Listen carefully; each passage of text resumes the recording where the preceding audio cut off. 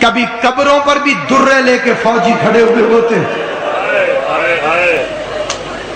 آج تک تازیانے لے کے فوجی کھڑے ہوئے، اور میں کہہ گیا ہوں قبر قبر نہیں۔ ڈرتے ڈرتے مومن مومن کو بتاتا ہے وہ جو سامنے پتھر پڑے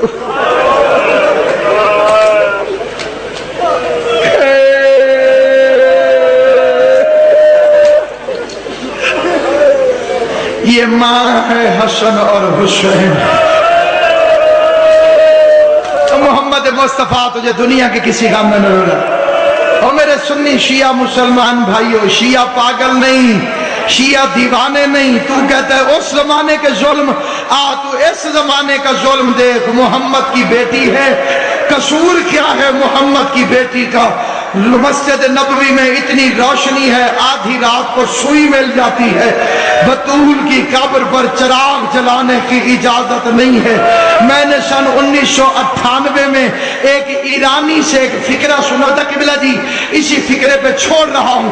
ایرانی کا سر پہ کوئی چیز نہیں تھی، پاؤں میں اس کے جوتی نہیں تھی، بطول کی قبر کی طرف رخ کر کے رو رہا تھا، اور میری بیٹیوں جھولیاں پھیلانا، کسی کی کوئی دعا ہو، کوئی حاجت ہو، سارے جوان جھولیاں پھیلاؤ، میں فکر کو جھولی پھیلا، جھولی پھیلا کے کوئی تیری دعا ہو، کوئی تیری حاجت ہو، قبولیت کا وقت ہے، جو رہ گیا وہ رہ گیا، اپنے لیے، میرے لیے، کل مومنین و مومنات کے لیے، بانی مجلس کے لیے دعا مانگنا۔ بانی مجلس اللہ اور امام حسین تیری محنت قبول کرے۔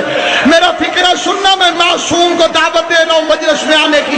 میں نے ایک ایرانی ذاکر سے یہ فکرہ سنا تھا، ایرانی ذاکر کا رخ تھا بی بی فاطمہ کی قبر کی طرف۔ اللہ تمہیں ساروں کو مدینہ دکھائے، جب مدینہ جاؤ گے تو دیکھنا، جب بطول کی قبر سے یوں پیچھے موڑ کے دیکھو تو محمد کا روزہ نظر آتا ہے۔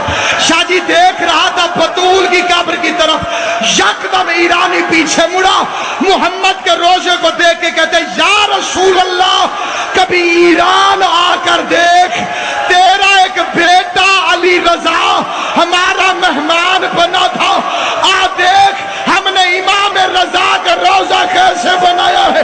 پھر ماتم کر کے کہتے ہیں کیا ہوتا تیری زہرا ایران آ جاتی، ماتم کر کے فکر سن، تیری زہرا ایران آ جاتی، ہم بیٹیوں کا زیور بیچ کے تیری بطول کا روزہ تعمیر کرو۔